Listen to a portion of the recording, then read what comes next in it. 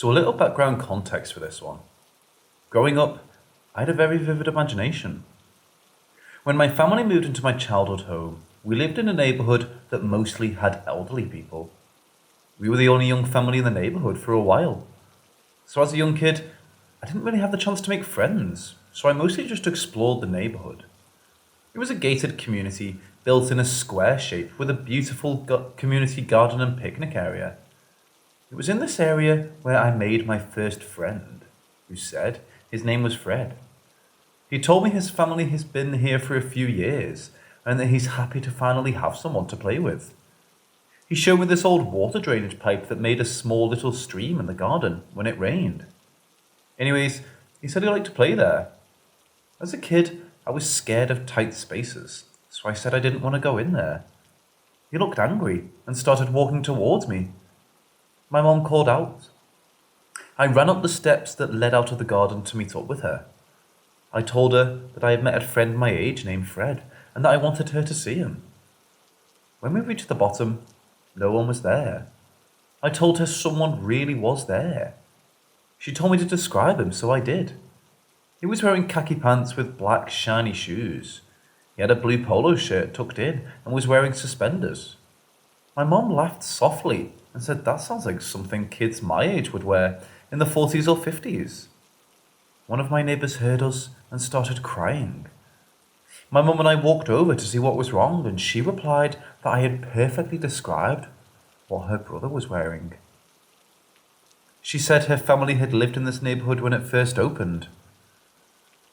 Her brother was playing on the storm drain one day when it was raining and drowned. They later found his body in the park and decided to make it into a garden in honour of him. Later that week, she died in the park. When they released the cause of death, it was drowning. The community board closed that park the same year and filled it all with cement and gravel.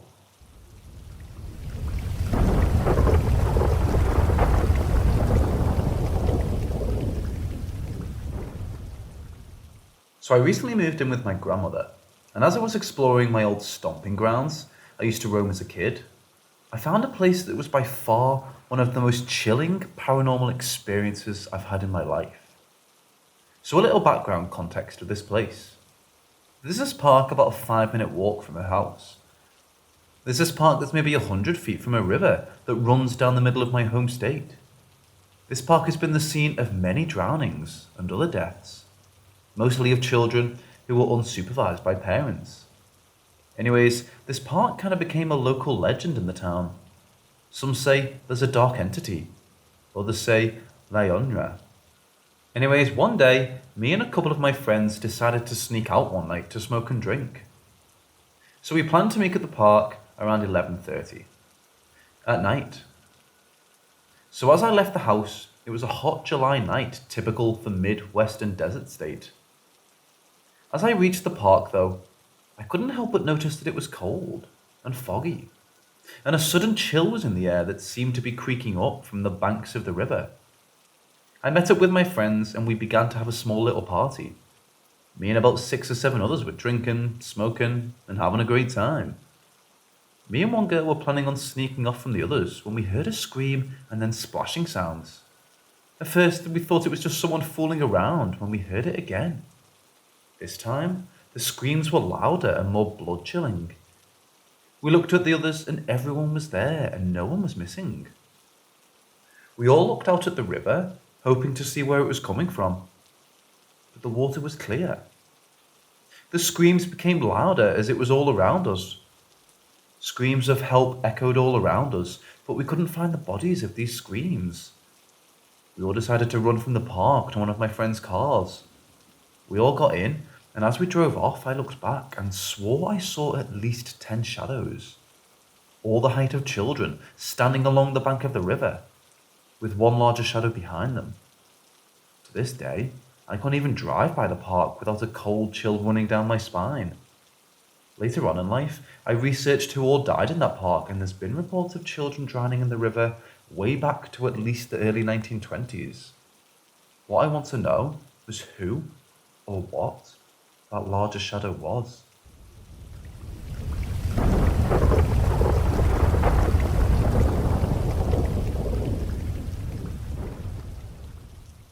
So I've lived in this condo for 6 years, and I haven't had any paranormal experiences.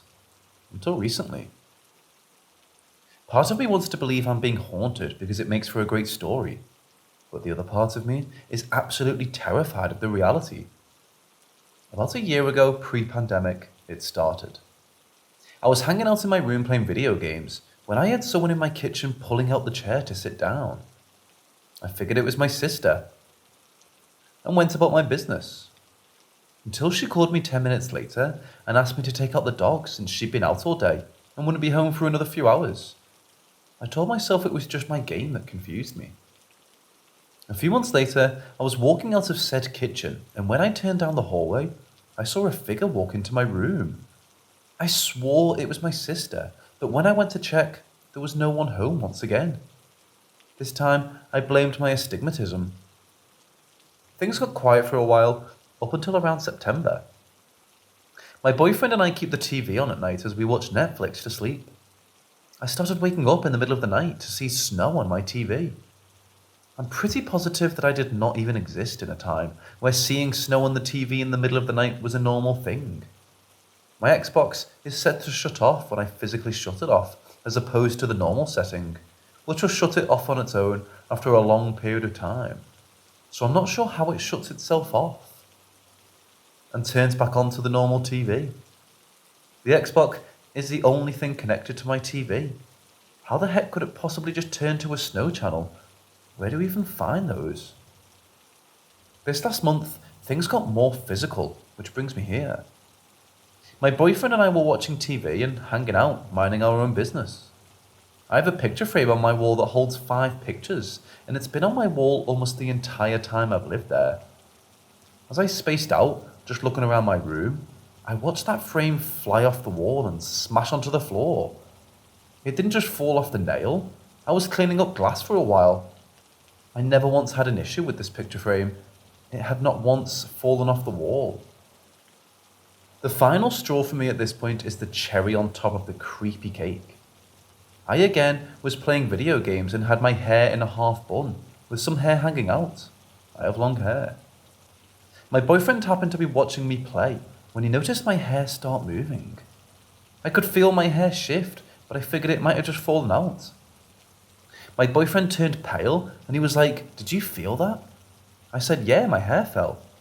I was confused as to what's wrong with that.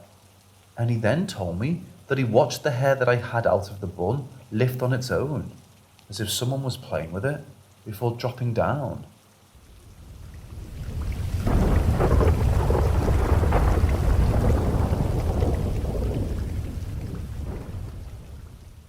This happened to me and a friend this past summer. We decided to go to a smaller graveyard way out of town, maybe 20 miles or so. He wanted to go to his uncle's gravestone and try to talk to him. We attempted to contact his uncles. We, of course, wouldn't trust any spirit talking to us, and we didn't. So we do what we wish and get ready to go. Start the truck, put it into drive. It doesn't go into drive, and it's not shifting anywhere out of park. Mind you, this is near 2 a.m. or so. We don't think much about it and go about trying to diagnose the issue with the truck without finding any issues. At this point, the spirits in the graveyard are mostly leaving us alone. We called our buddy who was near 40 miles out from us to pick us up. We both suddenly get an eerie feeling and almost can see all of the spirits in the graveyard start circling us. This is the first time I've really felt genuine fear about spirits. Their energy was radiating negativity and was seeing as if it was growing and growing. Our friend thanked the Lord and picked us up before 3 a.m. hit. I wouldn't want to know what would have happened or what we would have seen if we would have been there for 15 minutes longer as the clock hit 3. We ended up getting the truck towed to a mechanic, which said the damage on the line going to the transmission had damage he hadn't seen before. Not normal wear and tear or anything that should normally happen, and this truck was working completely fine just before. I hope this sends a message to some people wanting to mess around in a graveyard at night. Please don't. There was something that was wanting to stay longer until 3 a.m. hit. I'm not sure what they wanted, but I know for a fact it wasn't anything pleasant.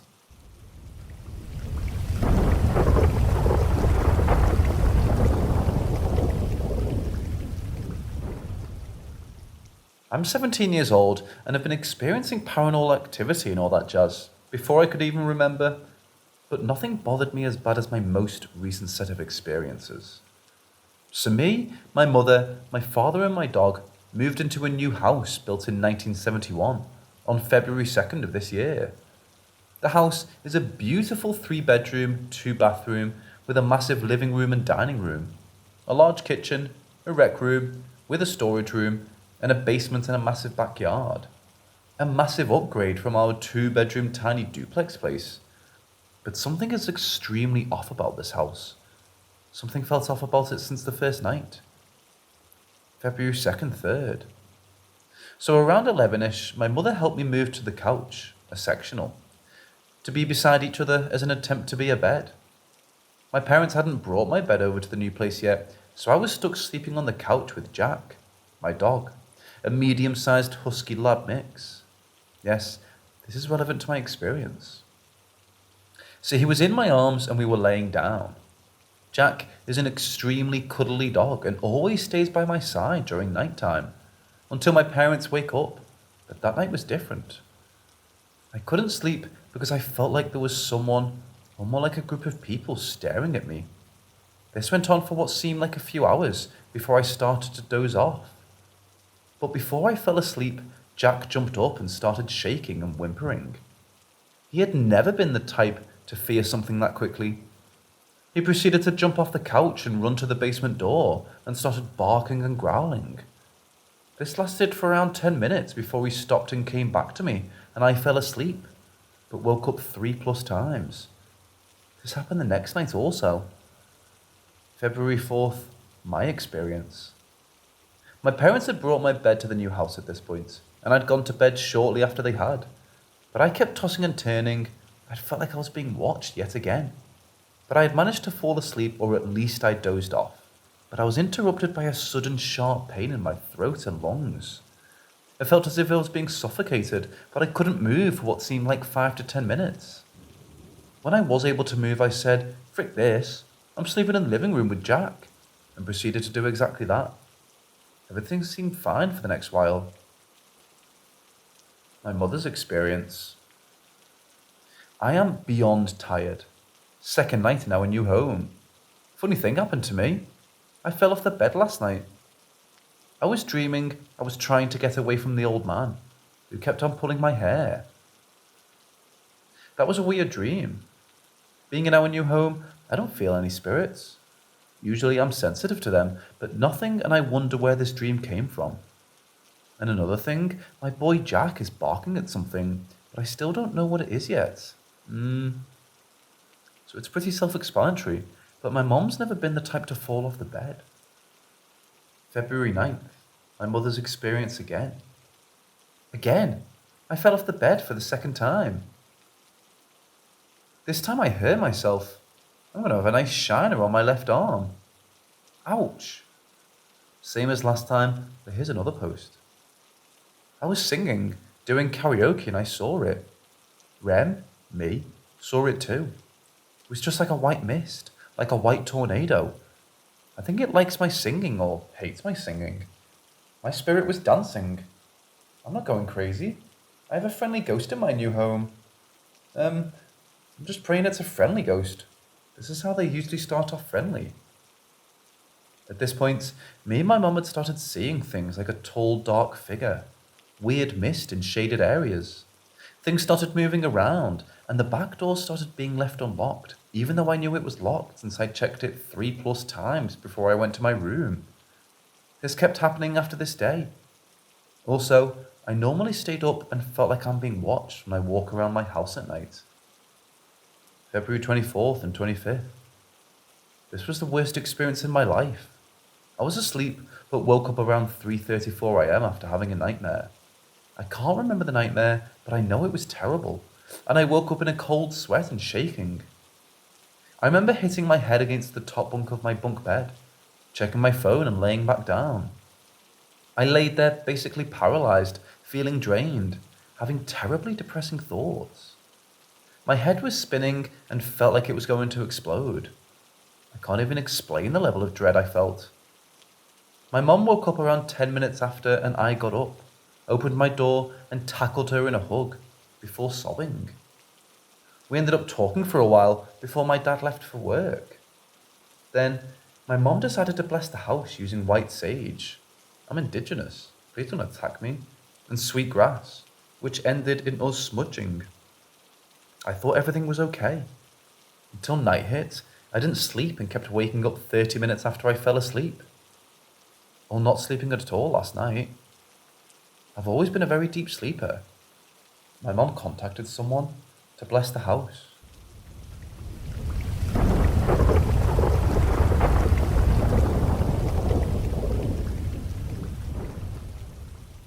So this happened about 8 to 10 years ago, but the story starts 20 years ago and involves several people's encounters with the same spirit. When I was in high school, my BFF's grandpa, Pops, lived with them. He was in poor health, diabetic, in a wheelchair due to having his feet amputated, and just old. But before this, he was a very tall, strong farmer, well known to all the other farmers in the area. So I had met him in person, but with limited interaction. He had a large farm that his son and grandkids now worked, and my BFF's brothers lived in the small house Pops built just a mile down the road. We call it the Yellow House because it's yellow. As nature dictates, Pops passed away. My BFF and I grew up. Time marches on. Things happen in the family. The siblings have a falling out. The brothers lose Pop's house to the bank. BFF's sister buys it back in a sheriff's sale and now owns it outright. She cleans it up and turns it into a rental. I've been through a divorce, living with my parents, and I'm finally ready to begin again. They're in need of a tenant, so it's win all round. As I've been a family friend for over 20 years, they're super awesome and let me pick the colours of paint for the house. Previous tenant just moved out, so just landlord duties. I moved in with my 5-year-old daughter, and all is well. The house is one story with a cinder block basement, wide stairs leading down to the basement. The layout is simple and open. Kitchen on one end with a bar and counter open to the dining room, which is open to the living room, just a long rectangle. There's a doorway on the left wall of the kitchen that leads to the basement stairs. Then the fridge, then another doorway to the hallway, where there's a 4-way intersection with a bedroom, bathroom, and long hallway leading to 2 other bedrooms. The hallway was offset from a little area in front of the bathroom and bedroom entrances. There's also a doorway leading to the hallway from the living room. So one of the first things I encountered was in that intersection, and I smelled cigarette smoke at random times. I don't smoke, and the previous tenant didn't smoke. But the brothers did, so I just wrote it off to old dust in the ventilation. When I mentioned this to my sister and landlord, she got a weird look on her face, and I was like, what? She said that when they were painting, she was walking down the hallway, and when she got to the opening to the bathroom, she had a feeling like she was going to run smack into someone, and that she could see the outline of a tall man blocking out the light from the bathroom window. And she threw her hands up to brace for impact, but then no one was there. It was the exact spot I would smell smoke. And yes, Pops used to smoke. She was convinced it was Pops. A month or so later, I'm in the kitchen. My kiddo's in the living room on the couch watching TV, and she yells out, "Mom, stop it!" And I'm like, "Stop what?" She said, "You just smacked the back of my head." Then she turned around to see me, 2 rooms away. I told her it wasn't me. I was in the kitchen the whole time. When I told my BFF about it, she said that what was Pops used to do to her all the time. She also told me that after this funeral, they were all gathered at the Yellow House and she went down to sit on the basement steps to have a moment to herself. And she felt him sit down next to her and put his arm around her. She said she knew it was him, and it gave her a lot of comfort. So a couple of years go by. We just talk to Pops and acknowledge him when weird things happen. Nothing bad. He's just watching over us. Then the sister and landlord sells the Yellow House to a farmer friend for his young adult son, so they can run the family farm together. The same farmer owned a lot of the farmland around the house already. I move out, he moves in.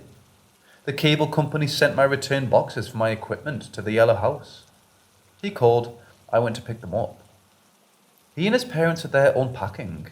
We chat a bit, and I jokingly ask him if he's met Pops yet. They all stop dead and just look at me for a few seconds. Then the son tells me that he and some buddies were hanging out just a couple nights before, playing video games and having some beers. They fell asleep in the living room. He said he woke up in the middle of the night and there was a tall older man sitting on the couch and told him to get up and check around the house because there was someone looking in his windows. I said, "Yep, that's Pops." And the dad started laughing because he had known Pops and that it was his house. The son still lives there, and the house has recently been resided with boring beige. But to me, it will always be the yellow house and belong to Pops.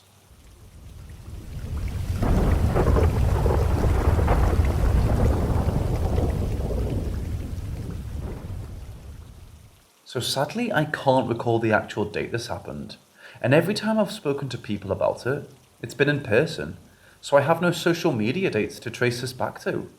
But it was likely 2 or 3 years ago from recollection. To start off with the backstory, this was back when Pokemon Go gyms could be redeemable for 10 coins in-game, per gym you were in, once a day.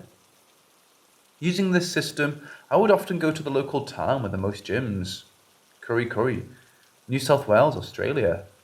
Usually around 10 PM onwards, when the town was basically dead quiet, so I had no competition and could sweep the entire area. To reach the full 10, I had to get a few on the drive home, and one in the cemetery, which understandably was often left untouched compared to the rest. The cemetery main gates for car access were closed around 6 PM every night, but walking access was always possible. During the daytime, people did go into the cemetery to take the gym, albeit not too often. But at night, as far as I know, I was the only person who was committed enough to venture in. The place was dark as all hell and had no lighting inside, the closest lights being from the houses on the streets across from the gate. Now to the experience. This wasn't the first time I went in. Truthfully, it was probably upwards of my 15th time doing this, as I did it every few nights for a month or so. Night upon night, I would walk to the same spot, or within a few meters of that spot to reach the gym, place my Pokemon or battle if it wasn't held by my team, and leave. Always there for no more than 2 or 3 minutes. This one particular night, however, it was late, around 1 AM, which wasn't abnormal for me. I walked in, stood at the location, pictured right next to a small drain, and battled the gym like usual to take my spot. Suddenly, I had my shirt yanked quite hard downwards, and it almost made me buckle over backwards. Immediately out loud, I just spurted out, "Sorry, I'll leave now," and tried to keep my cool, and just walked out of there quite fast. I did turn around to look back to the spot a few seconds after I said this, and I was definitely not standing next to any tree or object that I could have gotten caught on. Now, I did consider heavily that maybe an owl or some type of bird could have gotten caught on my shirt, but there wasn't the faintest sound to be heard, and this wasn't just some scuffled, tangled feeling on my shirt. It felt like dead on, like someone grabbing a bunch of my shirt and pulling it down hard.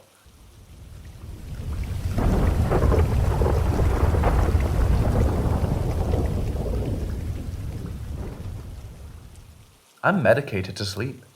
I don't have dreams. When I do, they're weird. I've been to mediums before. My mother was an empath. I'm an empath, and my daughter's an empath. I've been told I'm a beacon of light, so to say, for spirits. I live in a small town. About a year and a half ago, a young man was murdered by his girlfriend. She ran him over in a car, split his skull, brains swelled, and they pulled the plug on him a few days later. The girl called 911 and said he had fallen off the garage roof and landed on his head. That's all anyone knew at the time. There was no witnesses but her. The night of the day he was hit and he laid in the hospital with no brain activity, I had this crazy lucid dream that rocked me out of sleep and straight up in bed. I was riding in a car, I think, and then I was outside of the car dying. It felt so incredibly real. I thought I was dying, and my last thought was of my kids. When everything went red and then black in the dream, I woke up. All I could remember was dying, and the colour of the car, white. I found out the next day what happened, that he was in the hospital and he wasn't going to make it. I knew nothing about this situation the night I had in the dream.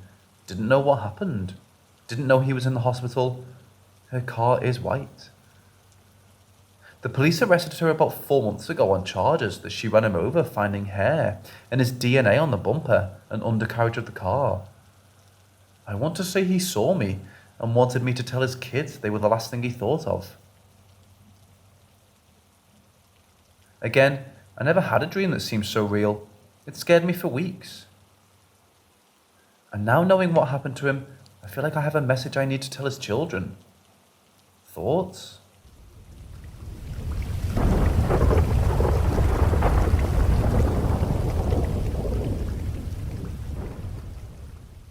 This happened when I was young.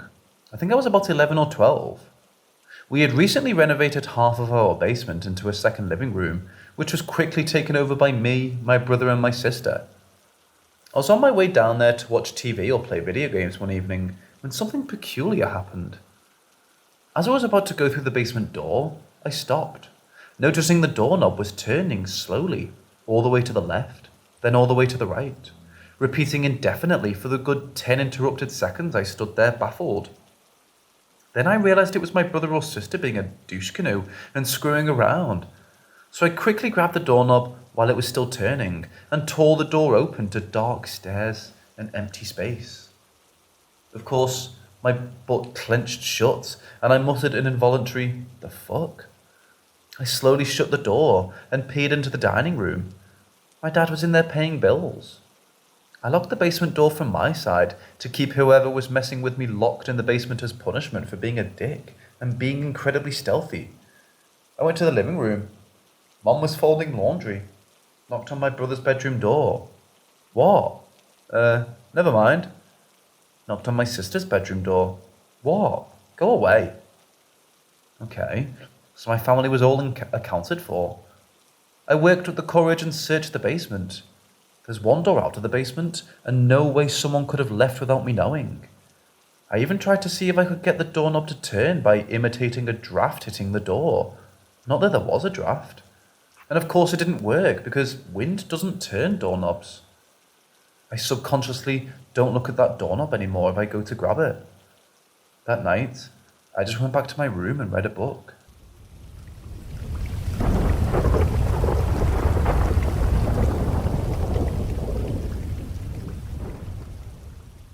So I used to work as a warehouse associate at my local Sears department store.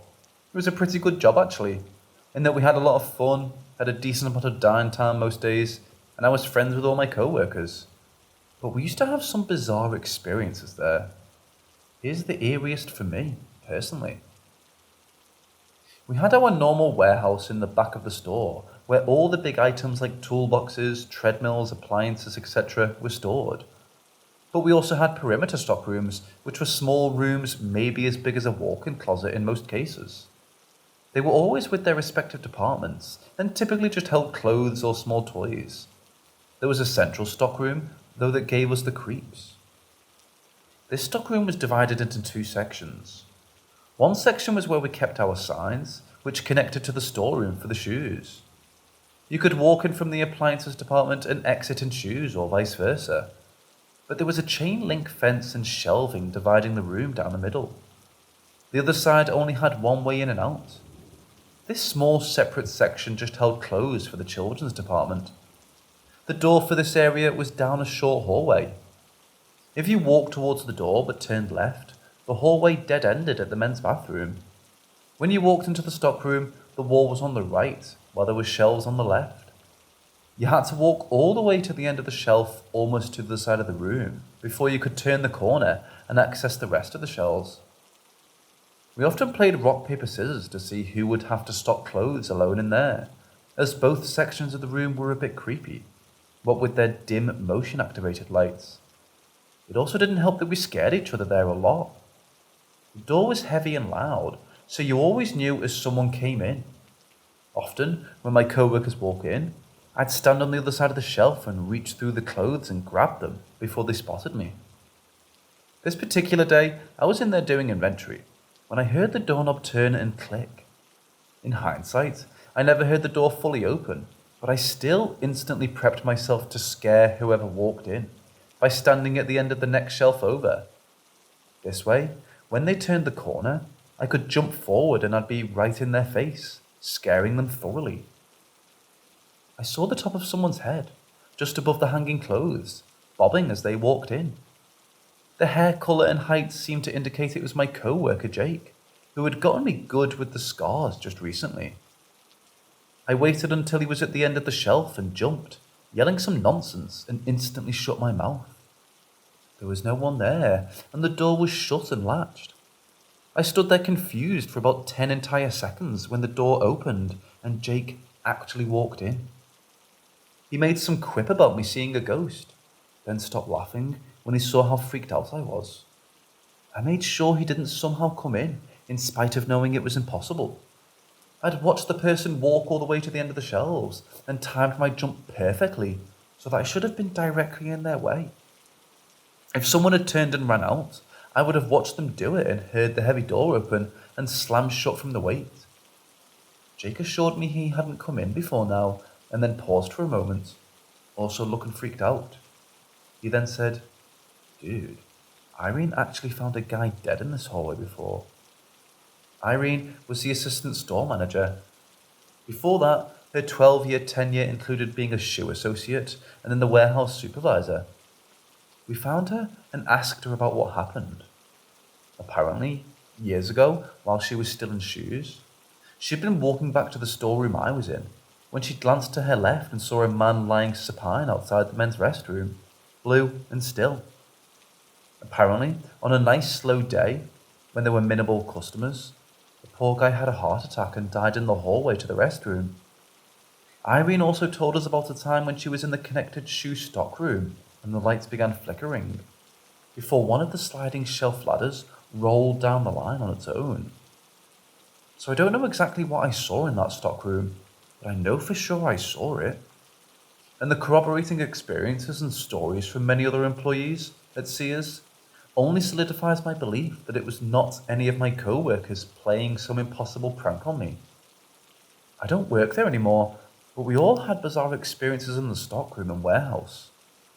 I made sure to tell some of the newer employees all the good stories before I quit for a different job. I always wonder if anything else strange ever happened there.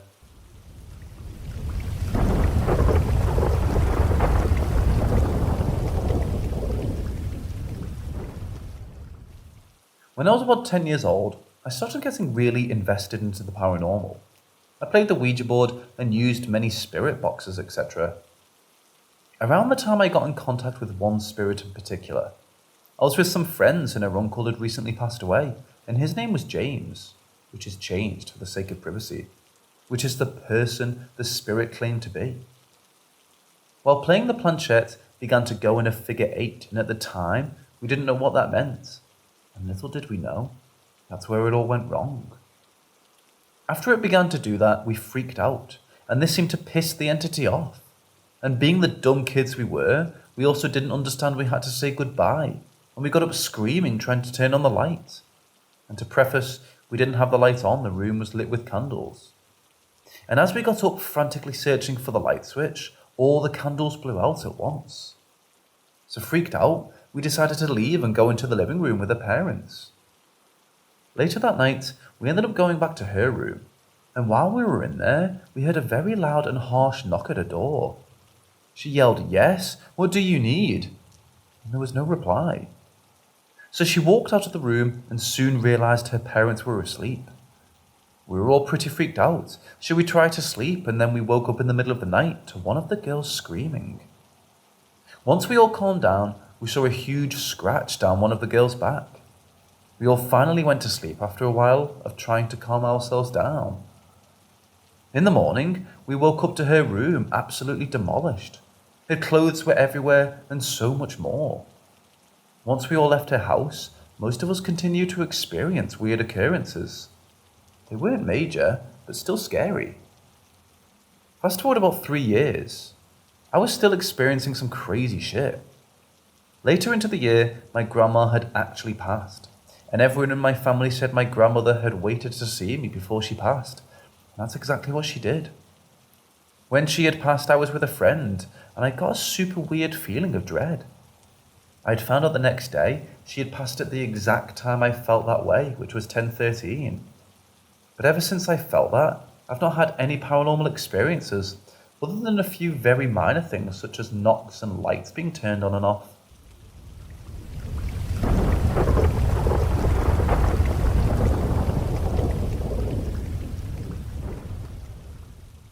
So I was on a paranormal investigation and tour of this lighthouse in my hometown. The building is situated right on a giant lake, so it's no surprise that we had a lot of activity during the tour. Another part that stuck with me though was using some sort of communication device in the basement toward the end of the tour. I don't recall what the device was called, but it used white noise that spirits could manipulate in order to speak. A well-known ghost is that of a little boy in this building. We'll call him D. A lesser-known presence is that of a large man that's been spotted in a particular corner of the basement. Not a very welcoming fella by the sounds of it. So the EMF detector starts going off in that corner, and the lead investigator asks, "D, is that you?" A voice comes through and says, "No." "Okay, this is fine." The investigator says, "Then who is it?" And the same voice comes through, and I shit you not, clear as day, says, "Someone else." I was hoping so hard at this point. So the investigator says, "Well, who is it?" And then a different voice comes through and says, "He's gone." The voice then makes it clear that we were no longer welcome there. And let me tell you, I don't think I've ever climbed a flight of stairs so fast in my entire life. I guess it was kind of a had to be there situation because there were lots of intelligent answers coming through that night. But something about this particular exchange just makes my skin crawl. I don't know if I'll be going back.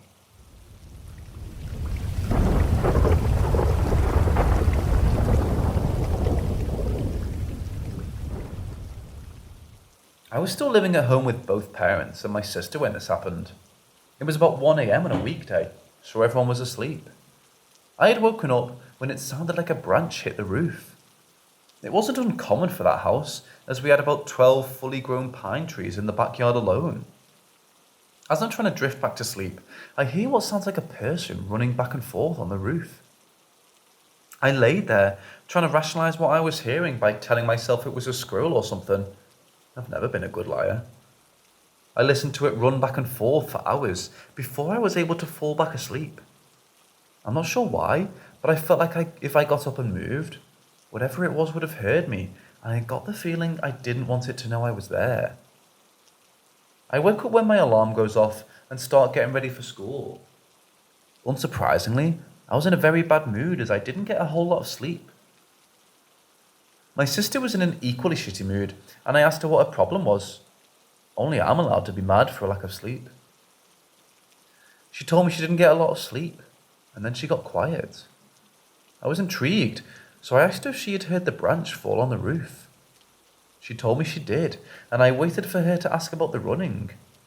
She kind of just looked at me and seemed like she was waiting for me to say something else, so I asked if she heard the animal running back and forth. She seemed to be relieved that I also heard that. She told me she had heard it running back and forth for hours and told me what I felt as well. She didn't think it was an animal, and she told me about the sinister vibe she felt which kept her in place, much like it had done to me. We talked about it a bit while before we finished getting ready for school. My mum always took us to school because she was never fond of our neighbourhood and didn't want us taking the bus in the dark. As she's pulling out of the driveway, she's backing out super slow and is looking around at something. I asked her what she's doing and she told me that she's looking for a tree branch. I freeze for a second and then I ask her why. She tells us that she heard a branch fall last night but doesn't mention anything about the running. My sister pipes up this time and asks about the running we both heard, and my mum puts the car in park and looks at us. Her face was very concerned and she asked if I had heard it too. I told her I did and she sighed. We asked her what she thought it was and about the terrible feelings we got while it was running. She told us she felt the same thing but had no idea what it was. We all talked about it on the way to school and eventually went on with our day. When we got home, my sister and I planned to ask our dad about the incident the night before. He finally got home and we pretty much bombarded him with questions as we were very excited and also very creeped out. He got annoyed pretty quickly and told us he never even woke up to the sound of a branch hitting the roof. My sister and I deflated because that meant he didn't hear the running either. We left him alone to go explore outside and see if there were any branches in the back or side yards. There was none big enough to cause the loud crash we heard, and we came up with a theory that it was never a branch at all. Whatever was running on the roof had jumped or fell onto the roof and spent the next few hours running back and forth. We told my mum the theory when she got home, and she went out to look for branches as well.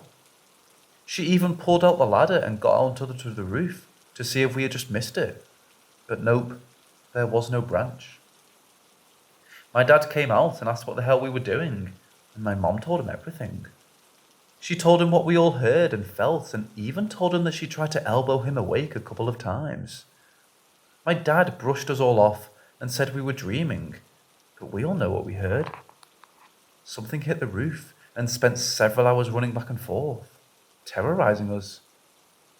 We never heard anything like that happen again, but we still bring it up every once in a while and get the same creepy feelings we had when we talk about it. I don't know what it was, and I really don't think I want to find out.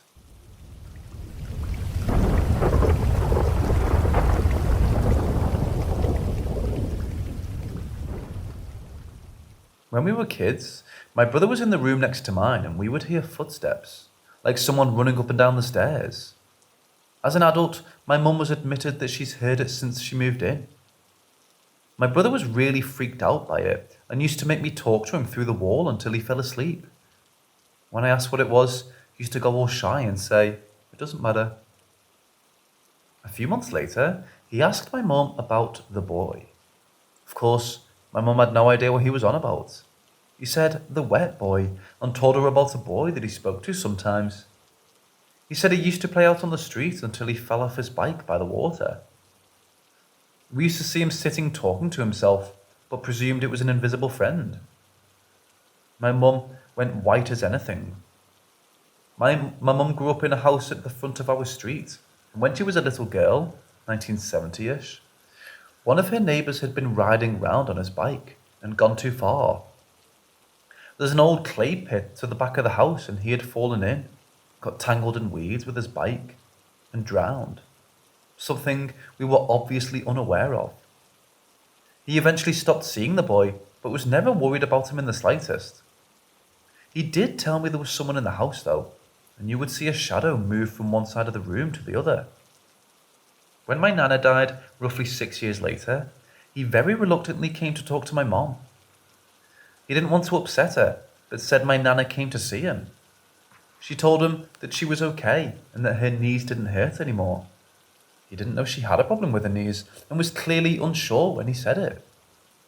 He hasn't mentioned it since and refuses to talk about it because he finds it too creepy. I really wish he'd explore it more. Oh, a psychic told my mum he had a gift too and pointed to the clock. She jotted down the time, and when she got home, my brother's clock had stopped at exactly that time. He's the only person I ever believed in because he was so skeptical of it himself.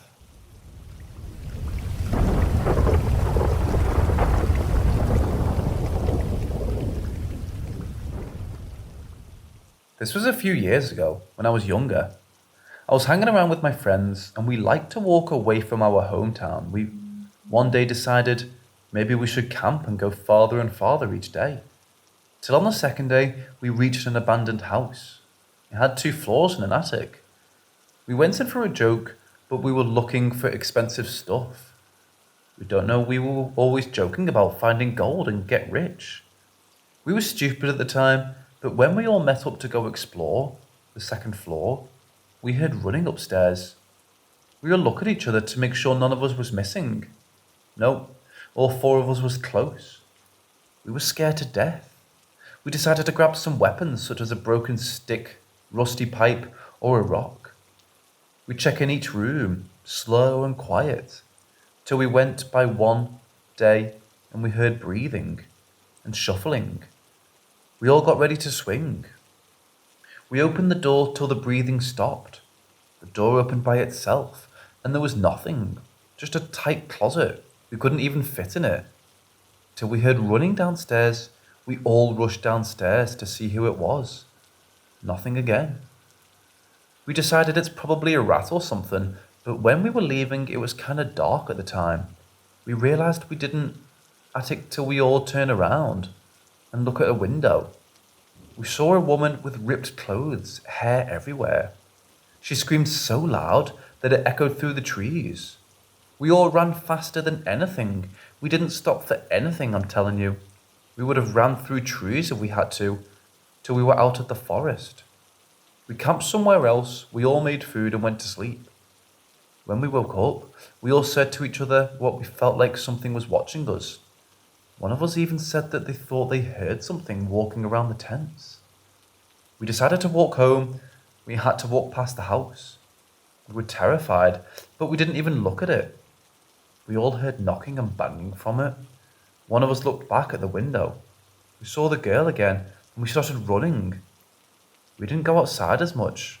Well, we don't go near that house anymore.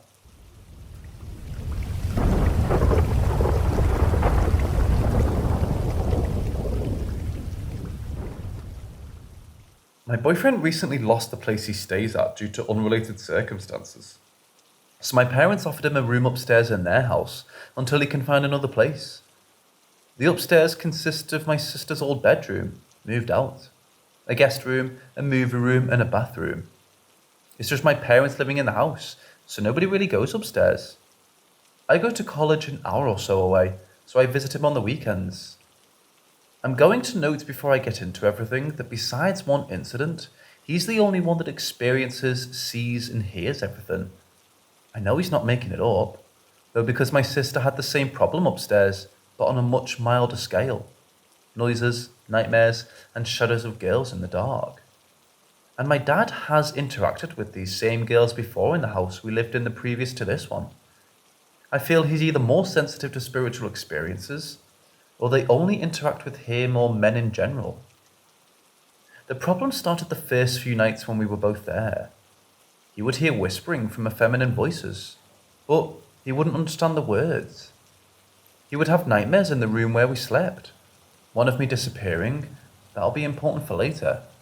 He'd see shadows of people that weren't there, etc. After locking me in the bathroom as a joke, the shower curtain fell down. This is the first time this has ever happened. When I fell back to sit on the bed, he claimed someone sat beside me. When sitting and talking on the stairs home alone, we heard my parents pull up and close the door to the car.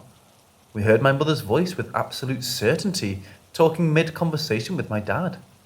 We had an oh shit moment, realizing we forgot to clean up the room upstairs.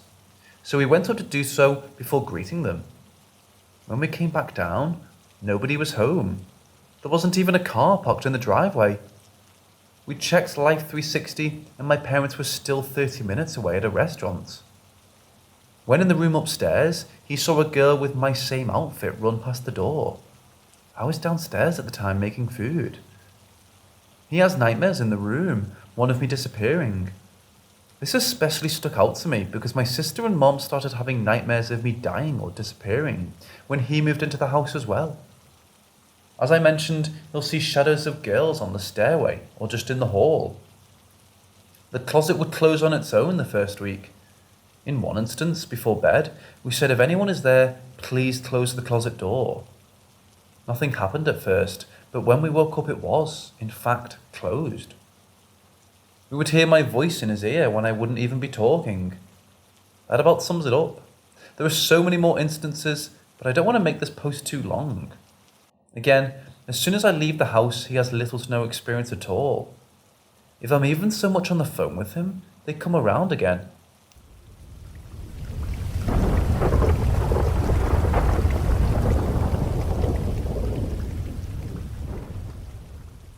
All of this started shortly after my cousin was in an accident beside my house. Sadly, he didn't make it. Before we got into it, my cousin was on his way to my house. Then the accident happened, and all of this suddenly started. Let's say about 2 or 3 months after my cousin died, I've been experiencing very weird things going on in my house. The first thing that ever happened was around March 2020. I was sitting in my room playing video games. The door to my room was open. It was late at night. I hear my younger brother's bedroom door open and I hear him walking towards the bathroom. I turned around and I saw someone walk into the bathroom. A few minutes go by and I said, "Are you still in the bathroom?" I didn't hear anyone leave the bathroom, so that's why I asked. There was no answer. The bathroom door was open. I got up and went into the bathroom to check. No one was there and the door was still open from when I saw someone walk in. I went to my brother's room and checked on him. He was sleeping. He was out cold. I walked downstairs to my mom. My aunt was also at my house. I asked, "Did anyone go to the bathroom a few minutes ago?" They both replied no. I then asked my mom where my sisters were, and she told me that they were all sleeping. Second experience, I was downstairs doing something, again late at night. I was probably getting a glass of water. As I was walking up the stairs, for some reason, I just told myself to record myself walking up the stairs. I got to my room and heard someone calling my name. It came from my mom's room. I replied, "What?" and I didn't get an answer. I went to check on my mom and she was sleeping, so I just went to my room. I showed her the video the next morning. I'm so glad I recorded it, or she wouldn't have believed me. You can literally hear my name being called in the video. There's been a few times when my mom took photos in the house and there's been faces in the photos. She's shown everyone and everyone can see their faces. A few weeks go by, my younger brother and I were home alone. Once again, late at night, we heard a loud noise coming from the bathroom. I heard my brother coming out of his room. I got up and went out and he was standing at the bathroom door and he looked at me and said, "What was that noise?" He opened the bathroom door and the mirror was on the floor. We just looked at each other confused. It also just happened just now. That's why I'm writing this story. I haven't even got up to go and investigate. I'm that scared. Another time, I was home alone and I kept hearing noises coming from the attic along with footsteps. It went on for hours and hours. I had to call someone and tell them because I was that scared. I didn't know what to do.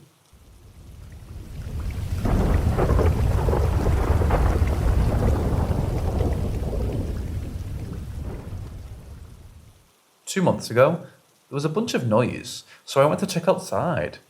And in the trees there was what must have been about 100 or more birds making so much noise that it sounded like rushing water.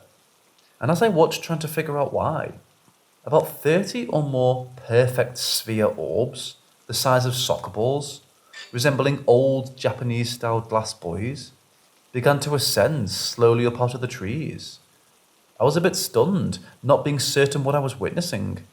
So I grabbed the attention of a nearby witness, and then once the orbs had ascended to a high altitude, I finally gained my wits and began filming on my phone.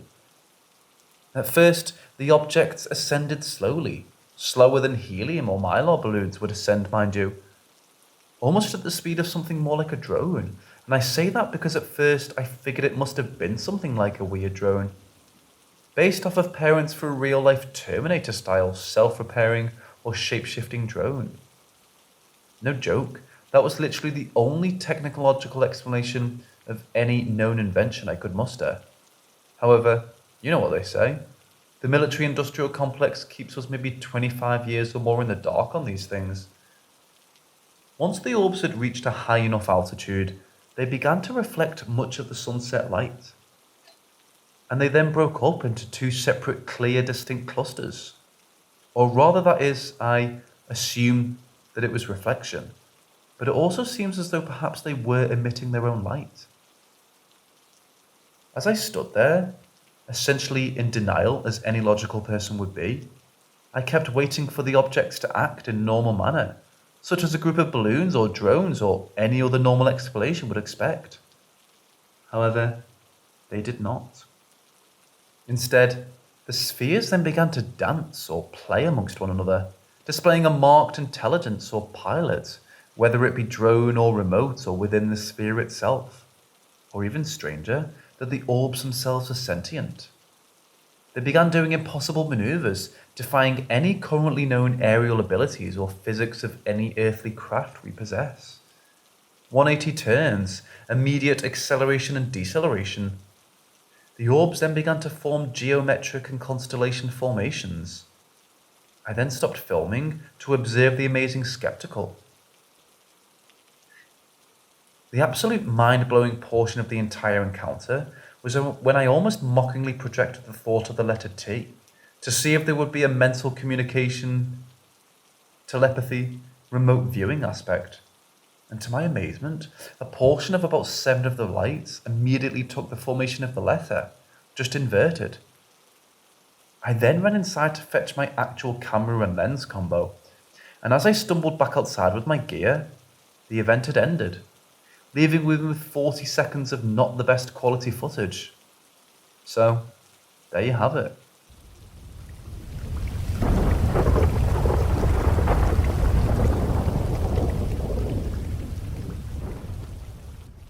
My wife and I recently visited the Ohio State Reformatory in Mansfield, Ohio, just an hour and a half south of where we live. My wife and I are not ghost hunters, and this was the first time we've done something like this. First, a little backstory. My wife is very interested in the idea of the paranormal. Myself, not so much. While I find the idea of ghosts interesting, I was in no way, shape or form interested in encountering one. We're not the slightest bit religious, and we tend to approach this type of thing with a grain of salt, often choosing logic over faith-based accounts. Before this trip we were skeptics. That's not the case anymore. I will tell the story with the forewarning that I know this makes me sound delusional, that perhaps what we experienced wasn't real, or that we experienced what we thought we wanted to experience, and the truth filled itself in after. I plead with you to understand that my observations were genuine, and that I am forever a changed person after having experienced them. It had always been made clear to me that in situations dealing with the paranormal, a person must be open to the experience or it won't happen. Let it be known that going into this prison, I was decidedly unopened to experiencing anything remotely paranormal. However, once you enter, the weight you feel in your chest, whether it's anxiety, nerves, or fear, is heavy and unrelenting. For those who haven't been, the prison is set up as a central bullpen. They call it, with 2 wings of cell blocks on the right and left. I'd later learn they're the largest freestanding cell blocks on Earth and housed criminals of varying levels of deviousness. A 3rd doorway leads to a solitary confinement, as well as 2 individual solitary cells deep in the bowels of the building.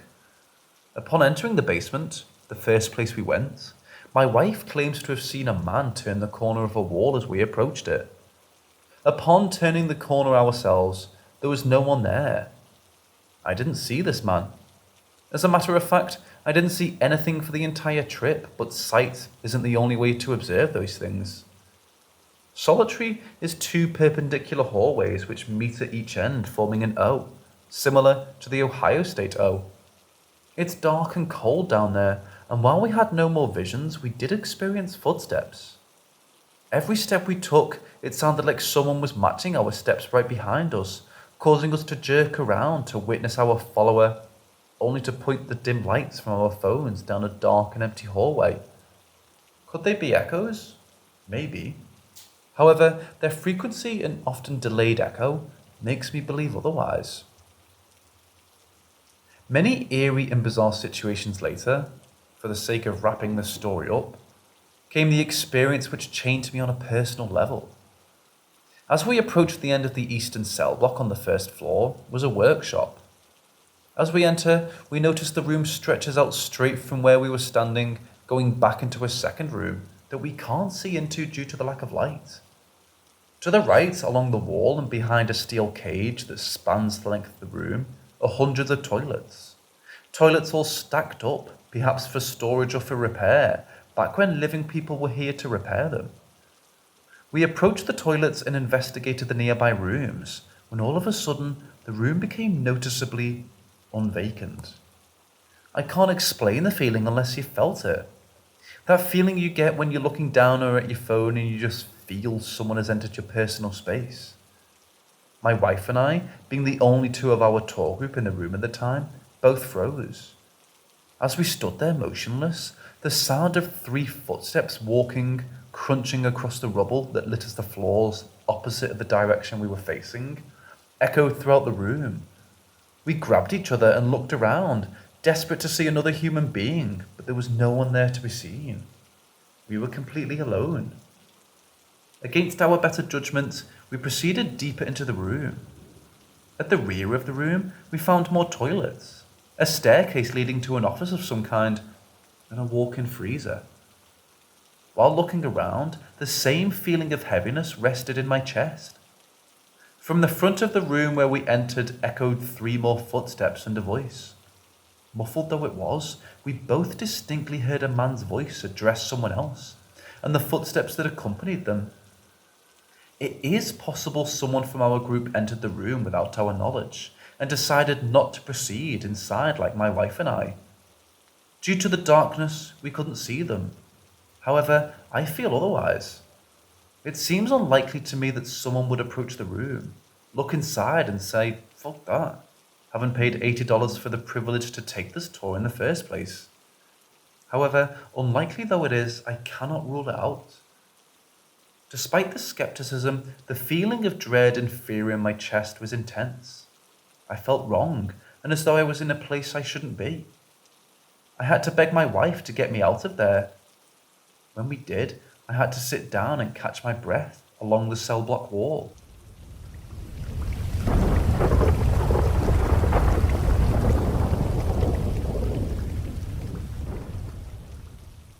When I was around 12 or 13 at my grandma's house, I saw something that I've nearly forgotten about, and it was the strangest thing. I'm positive, without a doubt, that I was not dreaming. On the 2nd floor of my grandma's house, I had left my room to go get a soda and a snack. Near the staircase, I see this big, fuzzy, fluffy ball, about the size of a large baseball. It was like a light pink colour and had no other distinctive features besides just being a ball of fur with little legs. It was walking. Its destination was down the stairs. I got on my knees to the floor to look at this thing because how perplexed I was that this big ball of fluff appeared to be walking. It goes down 1 step, makes its way down to the next, down further, down a few more steps, as I'm looking from the top, and it disappears after the angle of the rest of the steps concealed it out of view below. I thought it was really, really strange, and I ran to tell my grandma across the hall about what I'd just seen. A few weeks, maybe months later, it's hard to keep track of the time because of how long ago that was. My grandma tells me that she saw exactly what I had been describing.